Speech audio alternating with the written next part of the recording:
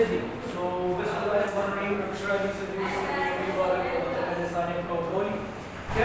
उम्मीद करते हैं कि आप सारे खैरियत से होंगे। आज जो टॉपिक हमने पढ़ना है दैट इज वेरी बहुत ज़्यादा इंपॉर्टेंट टॉपिक हम डिस्कस करने वाले हैं।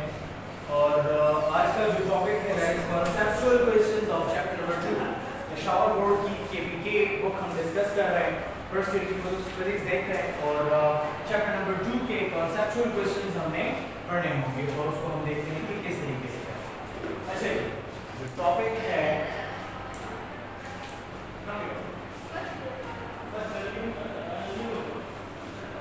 conceptual questions chapter number 2।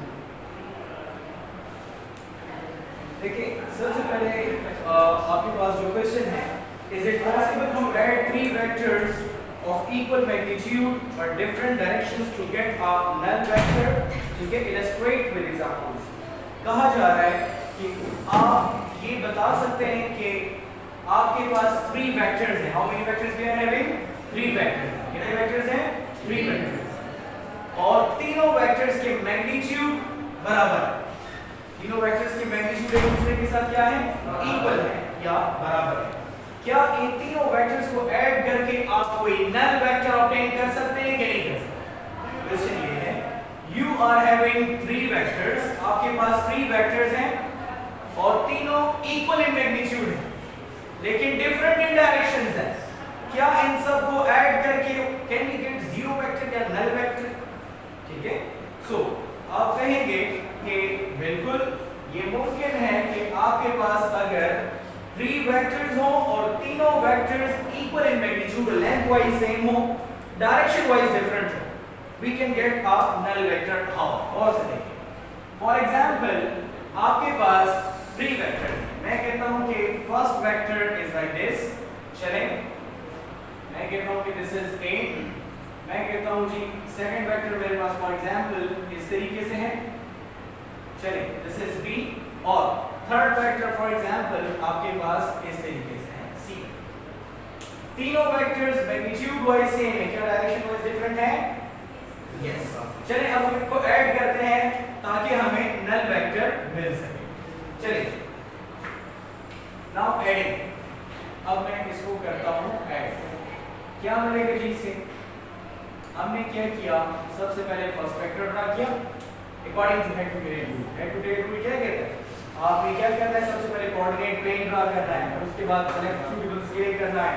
चलिए, हमने फर्स्ट वेक्टर ड्रा कर लिया, उसके बाद मैंने यहां पर सेकंड वेक्टर भी ड्रा कर लिया। ठीक है, चलिए अब हम थर्ड वेक्टर ड्रा करते हैं and we draw this type of third vector. चलिए, वी कॉल इट सी। ठीक है, मैंने क्या किया, I added these 3 vectors by which method? By head to tail rule। कौन से मेथड से मैंने ऐड किया इनको? head to tail rule। क्या यहां पर हमारे पास कोई रिजल्टेंट बनेगा? है कोई रिजल्टेंट? नहीं। क्यों रिजल्टेंट नहीं है? रिजल्टेंट की डेफिनेशन आपको बताऊंगा। क्या है definition? The vector which is drawn from origin to the head of last vector। origin से हेड ऑफ लास्ट वेक्टर तक जो लाइन आप ड्रा करते हैं वो क्या होती है? Resultant vector. क्या यहां पर हमने ओरिजिन से हेड ऑफ लास्ट वेक्टर तक कोई वेक्टर ड्रा किया? नहीं। मतलब ये है कि इस केस में हमारे पास रिजल्टेंट क्या हो? 0। सही हो गया। अच्छा, अगर आपको याद हो, मैंने आपको जो एग्जांपल कराई थी हेड टू टेल रूल के केस में, मैंने क्या किया था? मैंने एक कोऑर्डिनेट प्लेन ड्रा किया था, राइट? ऐसे ही था, x डैश y और y डैश इस तरीके से किया था। ठीक है, फिर क्या किया था जी, हमने 2 वेक्टर्स लिए हुए थे। चले, आपके पास फर्स्ट वेक्टर कुछ इस तरीके से था, वेक्टर a। दूसरा वेक्टर हमने यहां पर फॉर एग्जांपल इस तरीके से ले लिया, याद है? और इनका मैंने रिजल्टेंट फिर ड्रा किया था कहां से? Origin to the head of last vector. ये हमारे पास क्या आ रहा था? रिजल्टेंट आ रहा था। ऐसे यहां पर हमने रिजल्टेंट को डिफाइन कैसे किया था? हमने रिजल्टेंट वेक्टर को डिफाइन कुछ यूं किया था, the vector which is drawn from origin to the head of last vector called resultant vector, उसको हम क्या कहते थे, उसको हम रिजल्टेंट वेक्टर कहते हैं। ओरिजिन से to the head of last vector हम जा रहे हैं, इसको हम क्या कहते थे, रिजल्टेंट वेक्टर। सही है। अब क्वेश्चन में हमसे क्या पूछ रहे हैं, क्वेश्चन में पूछ रहे हैं कि आपके पास तीन वेक्टर्स हैं, तीनों इक्वल इन मैग्नीट्यूड है लेकिन ऑपोजिट इन डायरेक्शन। मुझे ये बताएं कि मिनिमम मेरे पास कितने वेक्टर्स होने चाहिए ताकि रिजल्टेंट 0 आ जाए। मिनिमम वैसे तो 10 भी हो सकते हैं, 20 भी हो सकते हैं, 5 भी हो सकते हैं, मिनिमम कितने होने चाहिए ताकि रिजल्टेंट 0 आ जाए। तो आप कहेंगे मिनिमम आपके पास 3 वेक्टर्स होने चाहिए, इक्वल मैग्नीट्यूड लेकिन opposite direction to have a 0 vector या नल वेक्टर। सही है। तो आप क्या लिखेंगे जी, आप लिखेंगे minimum 3 vectors with equal magnitude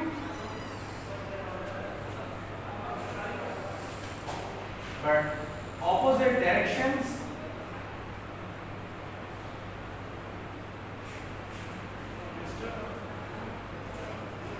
can result a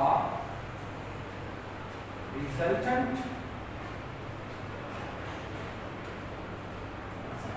मतलब ये है कि मिनिमम 3 वेक्टर्स अगर मैं ले लूं जिनके मैग्नीट्यूड सेम हो लेकिन डायरेक्शंस डिफरेंट हो, तब मैं उनको हेड टू टेल रूल के जरिए ऐड करके 0 वेक्टर ऑब्टेन कर सकता हूं। ठीक है, दिस इज द फॉर्मूला। सही हो गया जी। चलिए आगे चलते। सेकंड क्वेश्चन में क्या कहा जाता है, देखिए क्वेश्चन में सबसे इंपॉर्टेंट चीज क्या होती है, सबसे इंपॉर्टेंट चीज ये होती है कि क्वेश्चन की उसकी स्टेटमेंट को समझना कि आपसे पूछा क्या जाए। ठीक है, और आपने आंसर किस तरह देना है। आजकल आपको मालूम होगा ई मार्किंग का सिस्टम चल रहा है। पहले तो वो एक ट्रेडिशनल सा सिस्टम था जिसमें आप जो आता था आप लिख देते थे, देखते नहीं थे कि पूछा क्या गया और आप कर क्या आ गए। आजकल ई मार्किंग, आजकल आप इधर उधर की बातें नहीं, टू द पॉइंट बातें। उसके लिए आपके पास मेरे ख्याल से एक वन साइड होती है। ठीक है, एक साइड में आप बहुत ज्यादा नहीं लिख सकते, पेज की just one side is available for short questions या सेक्शन बी के जो क्वेश्चंस होते हैं उसके लिए, तो आप बहुत ज्यादा इधर उधर की बातें नहीं लिख सकते। क्वेश्चन की स्टेटमेंट समझना सबसे इंपॉर्टेंट है, क्वेश्चन की स्टेटमेंट समझना सबसे इंपॉर्टेंट। मतलब अब ये क्वेश्चन आपको दिया गया है कि can we have a resultant 0 if we are having, ठीक है, कितने वेक्टर्स को ऐड करके मुझे रिजल्टेंट 0 मिल सकता है। क्वेश्चन मैंने आपसे किया है how many vectors can be added, ठीक है, ऑफ इक्वल मैग्नीट्यूड लेकिन different directions to have a resultant 0। तो इसकी नेचर को समझें। सबसे पहला काम क्या करें, रिजल्टेंट वेक्टर को जरा डिफाइन करें कि रिजल्टेंट वेक्टर होता है क्या, दो लाइनों में आ जाएगा। डिफाइन करें कि रिजल्टेंट वेक्टर है क्या, उसके बाद आगे जाएं।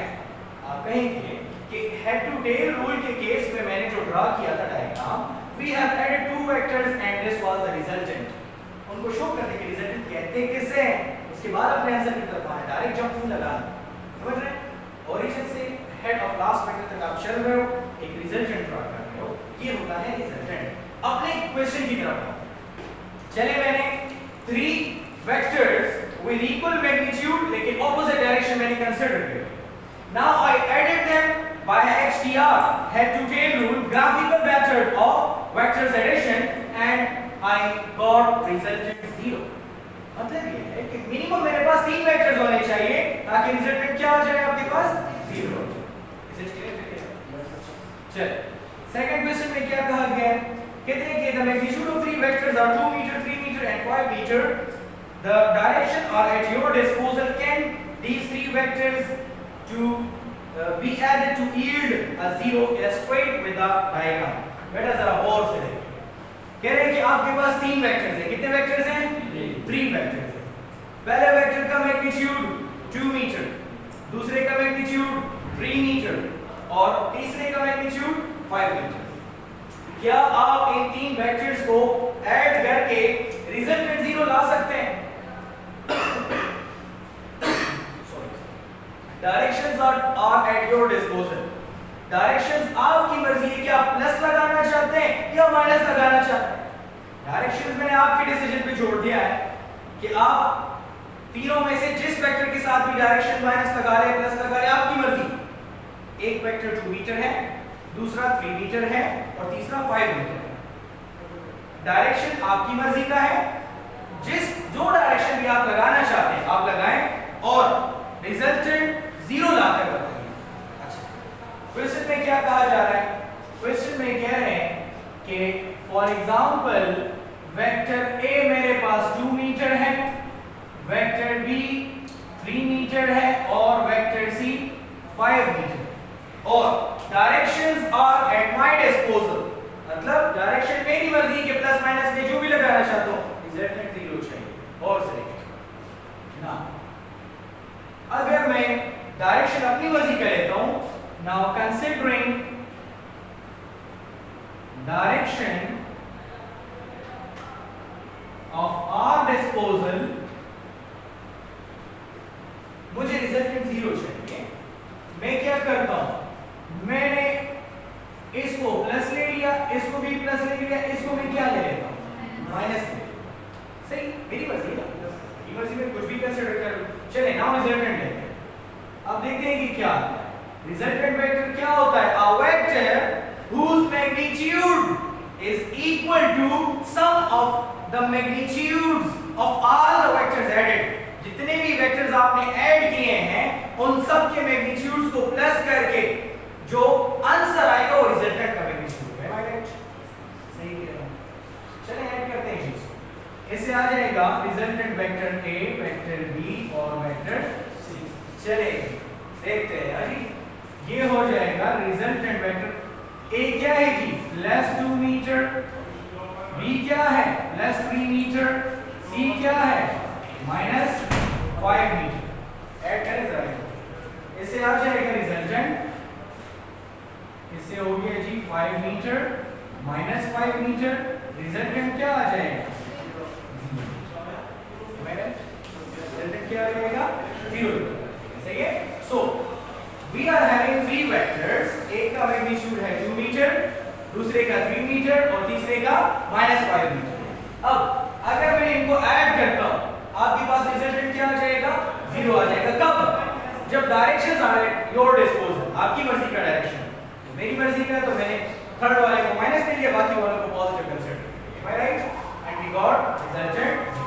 चलिए, दिस वाज क्वेश्चन नंबर 2। आते हैं क्वेश्चन नंबर 3 के। कहते हैं कि with what units are associated with unit vectors I, J and K।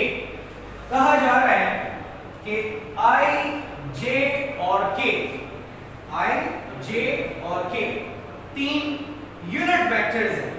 ये बताइए कि I, J और K कौन कौन से डायरेक्शंस को रिप्रेजेंट करते हैं? What directions they represent? कहा जा रहा है I, J और K these are unit vectors। हमें मालूम है डायरेक्शन शो करने के लिए यूज होते हैं, लेकिन आप ये बताइए कि I किसको रिप्रेजेंट करता है, J किसको रिप्रेजेंट करता है और K किसको रिप्रेजेंट करता है? आपको मालूम है, आपने डायरेक्ट नहीं जाना इस क्वेश्चन में। आपने सबसे पहले यूनिट वेक्टर को डिफाइन करना है। क्या करना है? यूनिट वेक्टर को डिफाइन करना है। आप लिखेंगे unit vector ji please. Unit vector क्या है? आप कहेंगे कि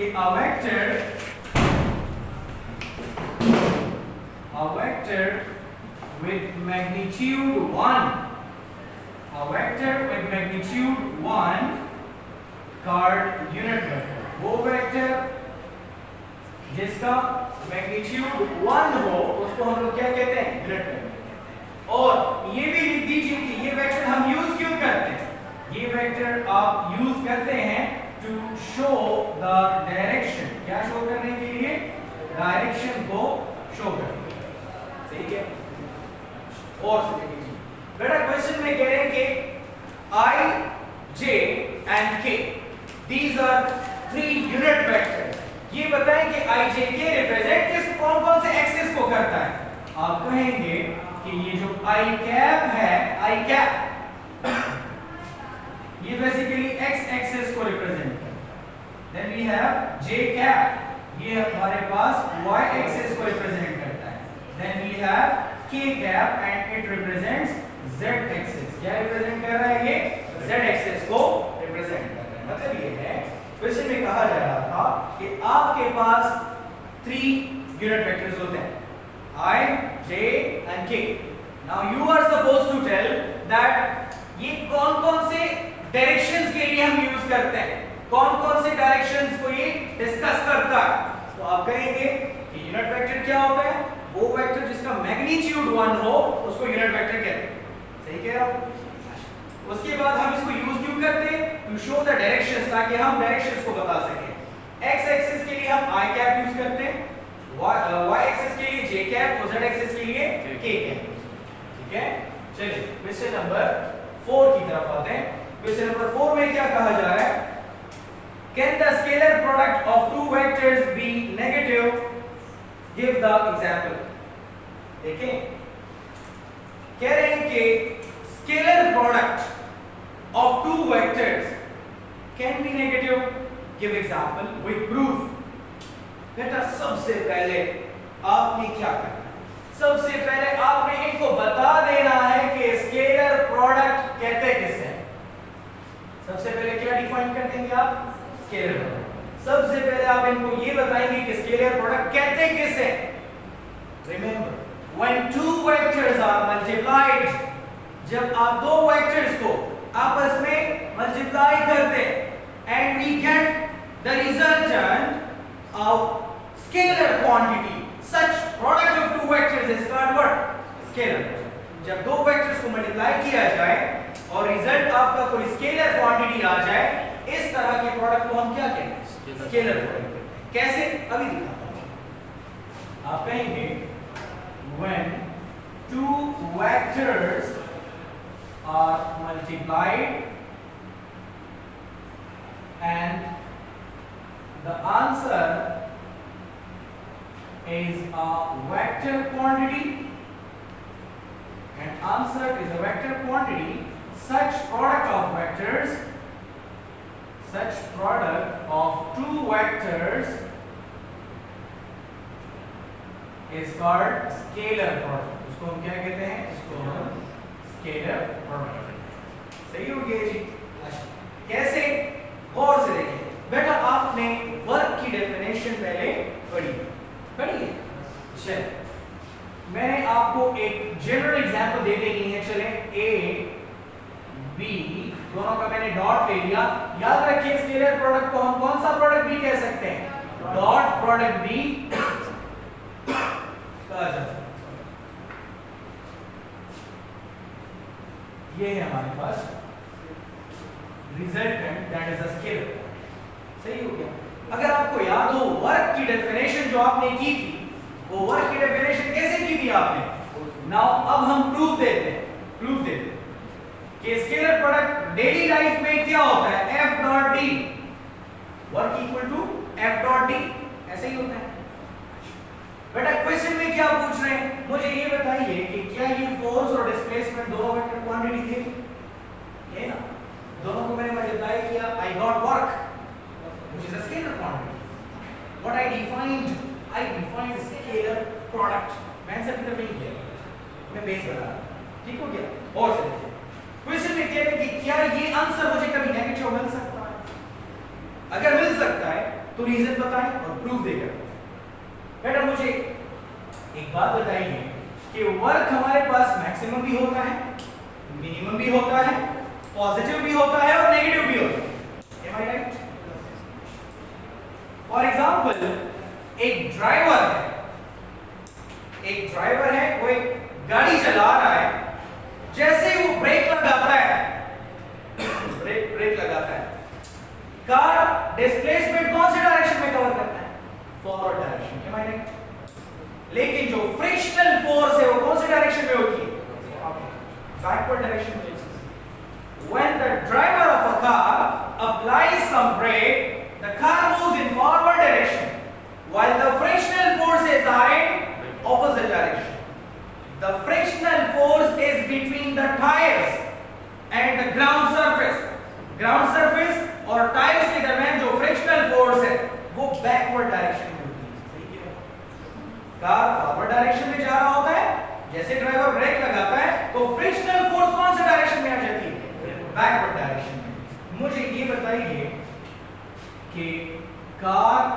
डायरेक्शन में जा रहा है, ठीक है, और जो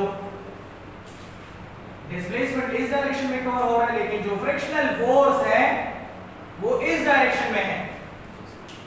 इनके दरमियान एंगल कितना होगा? स्ट्रेट लाइन बन रही है ना बेटा, स्ट्रेट लाइन में एंगल कितने का बनता है? 180 का बनता है। सही, चलिए जरा वर्क फाइंड करते हैं, देखते हैं क्या होता है। W equal to F dot D, W equal to F cos theta, सही कह रहा हूं।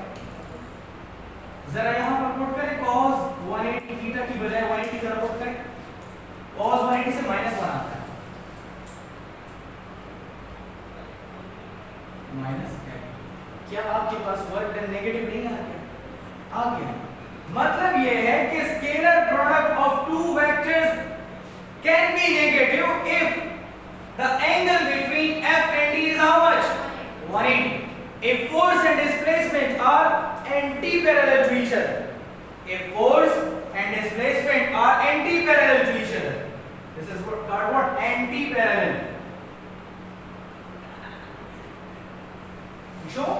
हाँ, ये जब दोनों एक दूसरे को एंटी-पैरेलल होंगे, इनके दरमियान एंगल कितने का होगा? 180 का।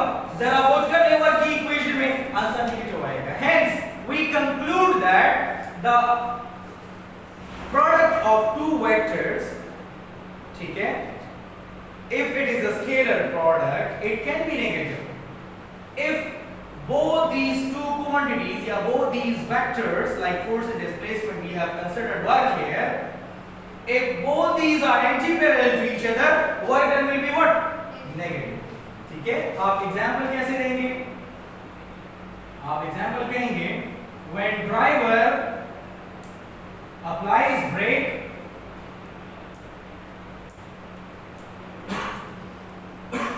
when driver applies brake, displacement covered is in forward direction,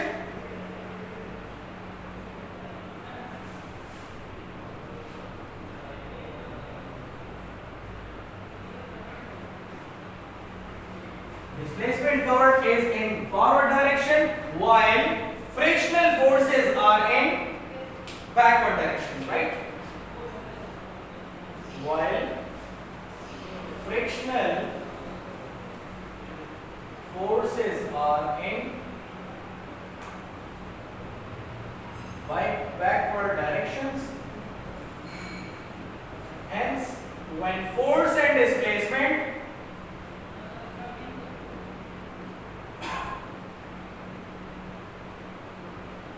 are anti-parallel to each other,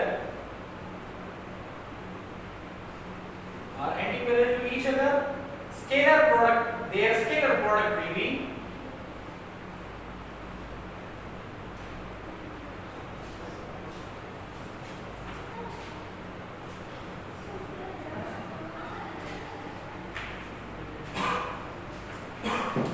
इनका स्केलर प्रोडक्ट क्या होगा? नेगेटिव। सही है। अच्छा, फिर कहते हैं कि अच्छा क्वेश्चन नंबर 5 की तरफ बेटा, ये साइड रेस कर दूं, ये वाली साइड रेस कर दूं, फर्स्ट वाली साइड तो मैं डायरेक्ट आंसर प्लस हाँ answer is when two vectors are multiplied and the answer is a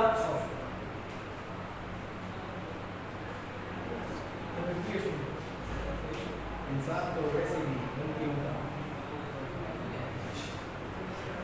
क्या नहीं चल रहा आपने भी गुड। अच्छा, सो आ जाते हैं क्वेश्चन नंबर 5 की तरफ। अच्छा, क्वेश्चन नंबर 5 में क्या कहा जाता है? ठीक है, और से देखिए, this is very important question, question number 5। Question number 5 बहुत ज्यादा इंपॉर्टेंट है, अक्सर पेपर में इस चैप्टर से यही क्वेश्चन आता है। पेपर में ये क्वेश्चन नंबर 5 इस चैप्टर से आता है। बहुत कह रहे हैं कि A and B are two non-zero vectors. How can their scalar product be zero and how can their vector product be zero? कहते हैं कि A और B वेक्टर A आपके पास है, ये भी नॉन जीरो है, वेक्टर B आपके पास है, ये भी नॉन जीरो। मुझे मालूम है मुझे मालूम है कि वेक्टर A भी नॉन जीरो है, वेक्टर B भी नॉन जीरो है। अब अगर मैं A को B से मल्टीप्लाई करता हूं या मैं A और B का डॉट लेता हूं तो ये बताना है कि इनका प्रोडक्ट कब जीरो बनेगा। बेटा प्रोडक्ट में दो तरीकों से ले सकते हैं, A नॉन जीरो वेक्टर है, B नॉन जीरो वेक्टर है। मैं इन दोनों का क्या लेना चाहता हूं? प्रोडक्ट लेना चाहता हूं। इनका क्या लेना चाहता हूं? मैं प्रोडक्ट लेना चाहता हूं। अब हमें ये बताना है कि हमें जीरो प्रोडक्ट इनका कब मिलेगा, इनका रिजल्ट हमें जीरो कब मिलेगा। दो तरीकों से हम इनका प्रोडक्ट ले सकते हैं। एक तो मैं A डॉट B के फॉर्म में ले सकता हूं और दूसरा A क्रॉस B के फॉर्म में ले सकता हूं। दो ही तरीके हैं प्रोडक्ट लेने के, और कोई तरीका तो नहीं है प्रोडक्ट लेने का। गौर से देखिए, चलिए मैं दोनों से चेक करता हूं कि जीरो कब आता है, रिजल्टेंट A डॉट B से कब जीरो आता है, A क्रॉस B से कब आता है। चेक करें। मुझे मालूम है कि A dot B basically AB cos theta के इक्वल होता है, A cross B AB sin theta के इक्वल। सही कह रहा हूं? ऐसे ही और से देखिएगा। बेटा मुझे ये बताइए कि अगर मैं कहूं कि cos 90, मुझे बताइए कि cos 90 से जीरो आता है कि नहीं? सही है, सही है। अगर if vector A and vector B are parallel to each other, अगर वेक्टर A और B दोनों एक दूसरे को क्या हो? पैरेलल हो। पैरेलल लाइंस के दरमियान में एंगल क्या होता है? जीरो होता है। पैरेलल लाइंस के दरमियान, दो पैरेलल लाइंस के दरमियान एंगल कितने का होता है? जीरो होता है। अगर ये मैं परपेंडिकुलर ले लूं, क्योंकि 90 का क्या मतलब है? 90 का मतलब परपेंडिकुलर होता है। दो चीजें होती है, पैरेलल मींस अगर दो लाइनें पैरेलल हैं तो उनके दरमियान एंगल कितने का होगा? 0 डिग्री का। अगर परपेंडिकुलर हैं तो उनके दरमियान थीटा कितने का होगा? 90 का होगा। चले, अगर A और B दोनों एक दूसरे को क्या हो जाए? परपेंडिकुलर हो जाए, एक दूसरे को क्या हो जाए? परपेंडिकुलर हो जाए, तो फिर इनका प्रोडक्ट क्या आता है? चेक करते हैं। A डॉट B इससे आ जाएगा AB, थीटा की बजाय मैं क्या लिख लूंगा? 90। A डॉट B cos 90 से क्या आ जाएगा? जीरो आ जाएगा। मतलब दो नॉन जीरो वेक्टर्स का स्केलर प्रोडक्ट तब जीरो होगा जब दोनों वेक्टर्स एक दूसरे को क्या होंगे? परपेंडिकुलर। अब हम देखते हैं कि इनका क्रॉस प्रोडक्ट कब जीरो होगा। अब हम देखते हैं कि इनका क्रॉस प्रोडक्ट कब जीरो होगा। बहुत सही। हाँ बेटा मुझे ये बताइए, क्या आपको मालूम है कि साइन 0 से 0 पता है? कैलकुलेटर से चेक करो, मैं नहीं किया, कैलकुलेटर का साइन 0 पुट करेंगे 0 ही आएगा। सही हो गया। अच्छा, और मुझे ये भी मालूम है कि अगर A को मैं B वेक्टर के साथ क्या ले लूं? पैरेलल ले लूं, और पैरेलल के लिए हमारे पास एंगल कितना आना चाहिए? पैरेलल। बेटा वो एंटी पैरेलल होना चाहिए। सही है। थीटा हमारे पास क्या आ गया?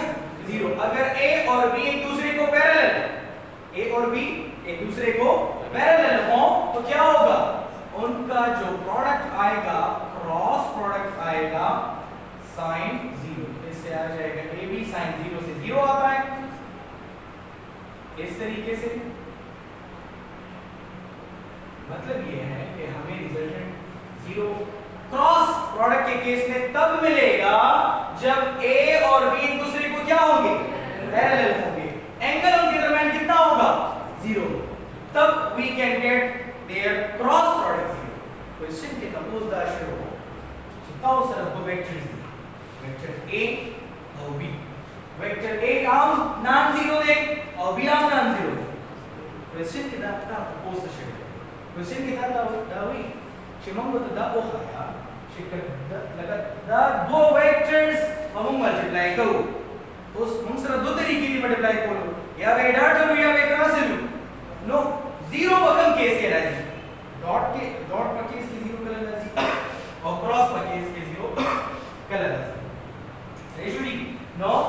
दो वेक्टर्स ಮುಂದೆ ಒಂದಸಲ perpendicular ವೈಶಲ್ ನಾವು ಒಂದಸಲ ಪ್ರಾಡಕ್ಟ್ ಸಲೈಶನ್ 0 correction they are dot product will be 0 cross discuss के दो वेक्टर्स में पैरेलल वैशल मतलब छे एंगल डिफरेंस कैसे शो 0 शो 0 कोटे नो साइन मसला 0 मतलब डायरेक्ट छे cross product will be what it will be 0 हां गोरे हम आते हैं क्वेश्चन नंबर 6 बेटा जरा और से देखिए हां ये साइड इरेज कर दो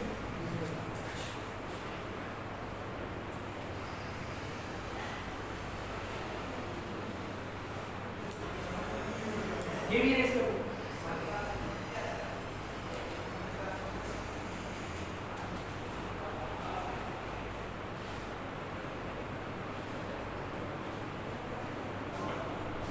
बेटा बहुत इंपॉर्टेंट काम कर रहे हैं सही अभी जरा और से देखिए ये क्वेश्चन बहुत ज्यादा important question number 6 suppose you are given a known non zero vector question में लेंथी पार्ट्स की बात अंडरस्टैंड करो क्वेश्चन में लेंथी पार्ट्स बात अंडरस्टैंड करो क्वेश्चन की वही suppose you are given a non non zero vector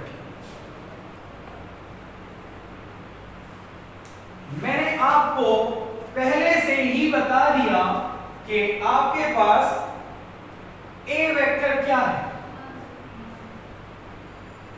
दस दीजिए नॉन जीरो ये वेक्टर क्या है नॉन जीरो मैंने पहले से बता दिया दो वेक्टर्स हैं मैंने आपको पहले से बता दिया कि ये ए क्या है नॉन जीरो फिर क्या है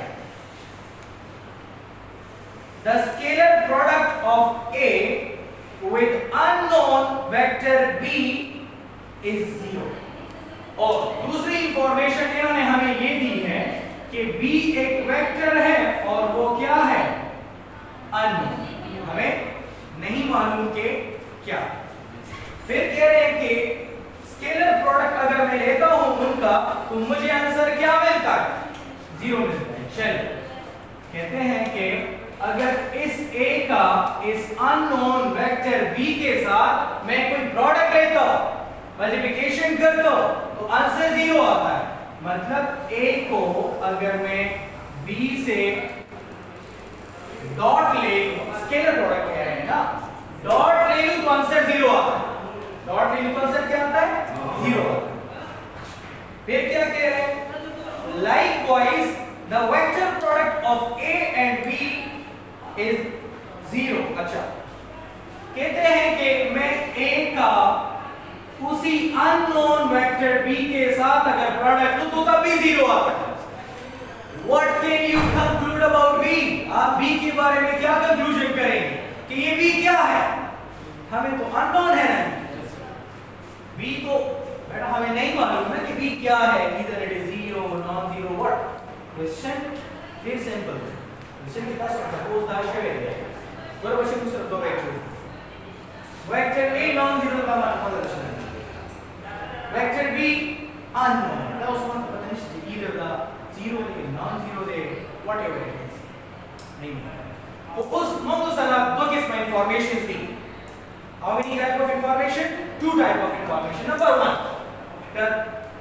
the A vector B Sarma dot product wise तो आमते 0 है दी दोनों वेक्टरों का क्रॉस प्रोडक्ट वापस आमते 0 है नहीं शो उस बहुगुरु शिला B से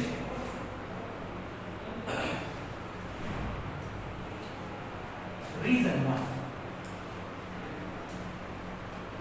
पहली बात तो ये हो सकती है बेटा मुझे एक बात बताओ कि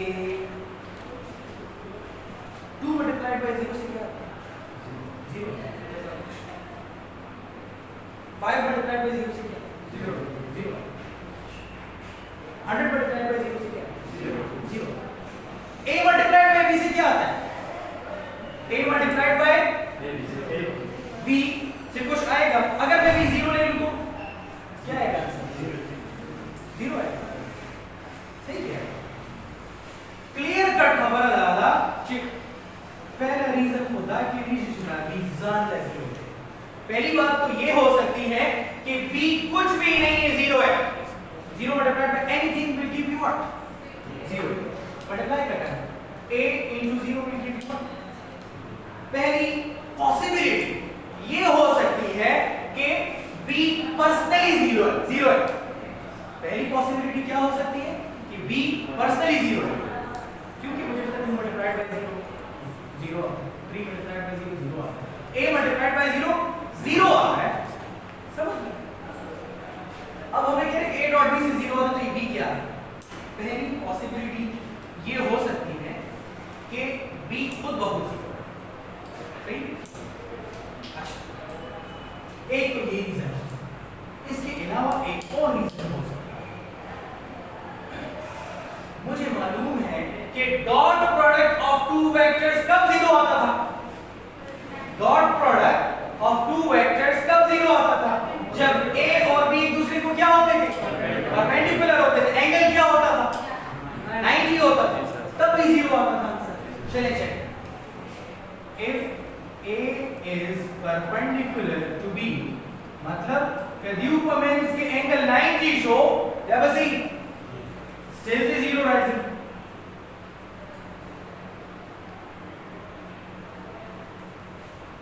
cos of 90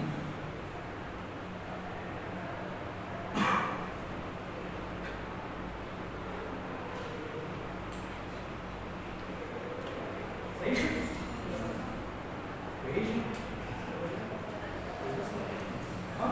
और से देखिए बच्चे, वेक्टर a अननोन था मुझे मालूम है, sorry vector a non zero था मुझे पता है, b अननोन। अब मुझे b के बारे में मालूमात करनी है, इंफॉर्मेशन लेनी है। अब भी बोल रहे हो हिंट रखने देशे a डॉट b नजर आती 0 रहती है, तो हमारी के देशी या होगा a सॉरी या होगा b 0। फर्स्ट खबर होता है इसका डायरेक्ट 0 ठीक है। वेम खबर दा की देशे a और b होगा तो परपेंडिकुलर हो सकता है कि a और b एक दूसरे को परपेंडिकुलर, अगर वो परपेंडिकुलर तो से भी 0 आएगा। अब हमारा डॉट प्रोडक्ट केस डिस्कस, ये तो मैंने डॉट प्रोडक्ट का केस डिस्कस किया। अब मैं आपको क्रॉस प्रोडक्ट का केस डिस्कस करूंगा। बेटा दो बातें करेंगे, दो रीजंस हो सकते हैं। रीजन नंबर 1 हो सकता है कि b डायरेक्ट 0 क्यों? 2 multiplied by 0 0, 3 multiplied by 0 0, a multiplied by 0 0, z multiplied by 0 0, a multiplied by b 0। Yes please, answer क्या आ गया हमारे पास? 0। पहला रीजन ये हो सकता है कि b पर्सनली 0 है। b क्या है? Personally 0, direct 0। वेम खबर से बीच वेम खबर दा के रीजन बी। दूसरी बात ये हो सकती है कि मुझे मालूम है कि दो वेक्टर्स का क्रॉस प्रोडक्ट कब 0 होता है? शाबाश, जब आपके पास जी दो वेक्टर्स हो और दोनों एक दूसरे को क्या पैरेलल, एंगल उनके दरमियान क्या हो 0, तब हमारे पास क्या होगा? वो दोनों वेक्टर्स आंसर हमें क्या देंगे? 0 देंगे। लेकिन कौन से केस में? क्रॉस प्रोडक्ट के केस में। समझ रहे हैं? दूसरा रीजन ये हो सकता है कि a b के क्या है? पैरेलल है, और एंगल क्या है उनके दरमियान? 0 है। अगर उनके दरमियान एंगल 0 है तब भी हमारे पास आंसर 0 आएगा। चेक कर लेते हैं।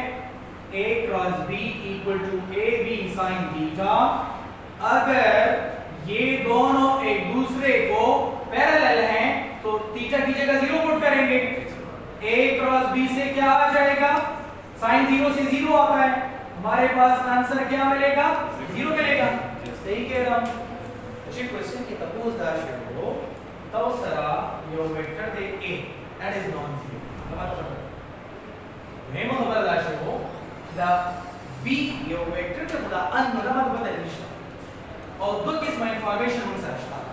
नंबर 1 ड्यू मल्टीप्लिकेशन शक्ल को डॉट प्रोडक्ट ऑफ आगे हम 0 शक्ल क्लास ऑफ और 0 b फाइंड बोलनी द b से छे दो खबर है या हो b प्लस ताकि 0 multiply by anything will give you 0 first case. Second दा की दिशा a और b over the same perpendicularly कैसे देखिए इसके नाम 0 राइजिंग का 90 करके देखो जी हां क्रॉस इज 0 वो हमारे के लिए या वो भी directly 0 is 0 multiplied by everything या anything will give you 0 main reason है कि दिस ए और बी होगा जरा परपेंडिकुलर ठीक शू जी एंगल ड्यू टू मींस की 0 भी you will get 0 a cross b will get 0 ठीक शू जी हां हां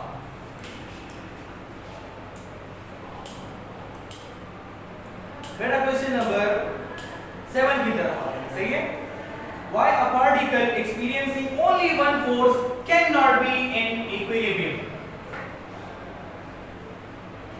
क्वेश्चन 7 में कह रहे हैं कि एक बॉडी है एक पार्टिकल है उस बॉडी के ऊपर अगर एक फोर्स लग रहा है क्या फोर्स लग रहा है एक फोर्स लग रहा है एक बॉडी है उसके ऊपर सिंगल फोर्स लग रहा है ये बॉडी इक्विलिब्रियम में क्यों नहीं हो सकता अगर एक बॉडी पे एक फोर्स लगे सिंगल फोर्स लगे द बॉडी पे इक्विलिब्रियम की जगह नशी के दे न्यूटन्स थर्ड लॉ गलत हो जाएगा क्या कहता है Newton's third law where there is an action there must be a reaction जहां पर एक्शन होगा वहां पर क्या होगा एक्शन होगा तो ऐसा तो हो ही नहीं सकता कि आप एक बॉडी के ऊपर एक्शन कर लो रिएक्शन ना हो जाए क्या ये मुमकिन है समझ रहे हैं मतलब ये है कि अगर एक बॉडी के ऊपर सिंगल फोर्स लगे तो वो बॉडी इक्विलिब्रियम में नहीं हो सकती क्यों नहीं हो सकता इसलिए नहीं हो सकता कि जब भी आप कोई एक्शन करते हैं उसका रिएक्शन मस्ट हो समझ रहे हैं और इक्विलिब्रियम को आप डिफाइन कैसे करते हैं आप जरा कर लेना जी